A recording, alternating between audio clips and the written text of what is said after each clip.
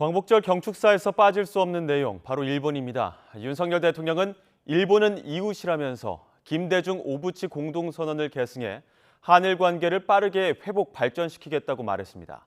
과거사 문제에 대한 구체적인 언급은 빠졌습니다. 조은지 기자의 보도입니다.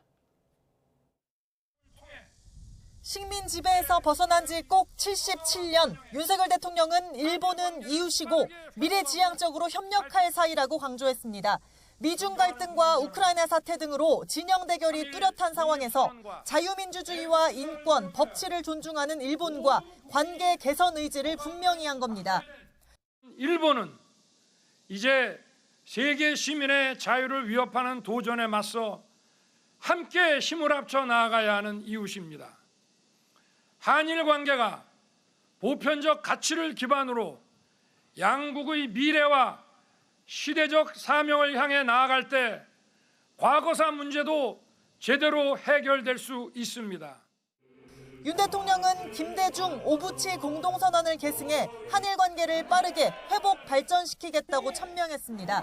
지난 1998년 발표한 이 선언은 불행한 역사를 극복하고 미래지향적 관계를 설정하는 게 골자인데 윤 대통령 대선 공약은 물론 국정 과제에도 담긴 내용입니다.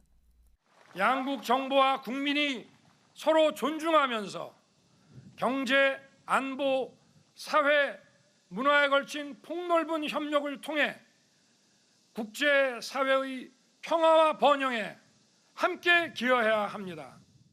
하지만 위안부 문제나 강제징용 배상 등 과거사에 대한 구체적 언급이나 해법은 빠져 반쪽이란 지적도 나옵니다.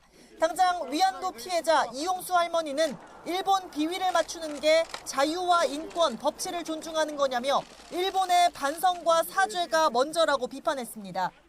대통령실은 미래 협력을 마음먹고 과거 일을 다른 각도에서 바라보면서 협의하면 마음도 열리고 믿음도 생길 거라면서 이면에서 협의도 하고 고위 당국자끼리 긴밀한 소통을 하고 있다고 설명했습니다. 윤 대통령이 앞서 나토 정상회의에 다녀오는 길 과거사와 양국 미래는 한 테이블에 올려놓고 풀어야 하는 문제라고 언급한 것과 맥이 통합니다. 우리 광복절, 일본으로선 2차 세계대전 패전일 일본 집권당 자민당 강료들은 야스쿠니 신사를 참배했습니다. 우리 대통령실은 기시다 총리가 직접 가지 않는 선에서 여러 고민을 한 것 같다고 평가했습니다. 다만 김대중 오부치 공동선언에는 일본의 통절한 반성과 사죄가 담겼다는 점은 주목할 대목입니다. YTN 조은지입니다.